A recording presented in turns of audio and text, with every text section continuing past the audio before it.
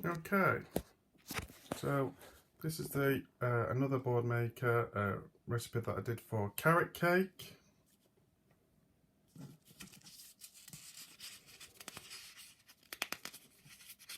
Again, the pages seem to be stuck together.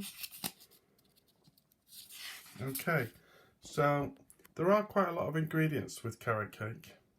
So again, you might want to get, well, we do with our learners, pick out the images that they recognise, see if they can read the words, and importantly, looking at how much quantity we need of each, and using the scales. This is good maths practice, to use the scales to weigh out the ingredients. And if you've got measuring spoons, then again, picking the right measuring spoon for the mixed spice and your bicarb and your baking powder. And obviously countings in there, looking at how many eggs we need, and using the measuring jug for the sunflower oil.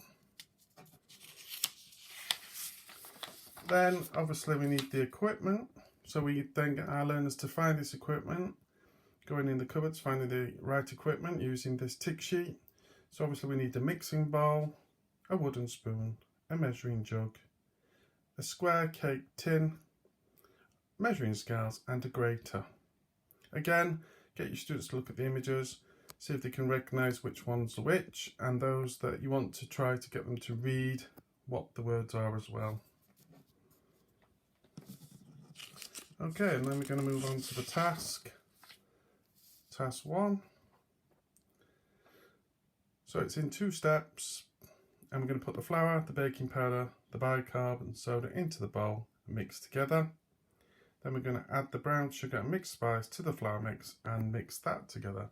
Again, you'd have weighed these out prior to putting them in the bowl. Task 2 is grating the carrots using a grater.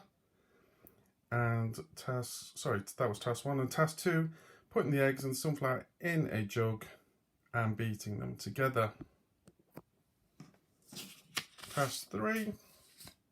We then add the beaten egg and the oil to the flour, and then we're going to add the walnuts, mashed banana, grated carrot and coconut to the flour mix and stir it all together. Again, we use the images to help the students recognise the steps, but also try to get them to read some of the text as well.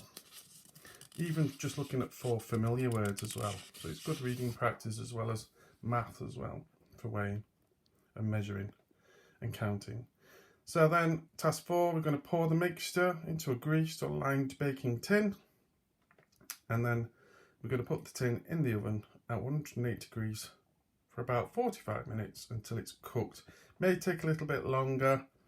After 45 minutes, sometimes it's beginning to brown, so I get some foil, cover it over, and then put it back in the oven to let it cook through a little bit longer.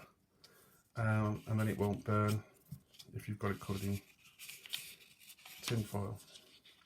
And to make sure it is cooked, use a knife. You pull it out the oven, stick the knife in the centre.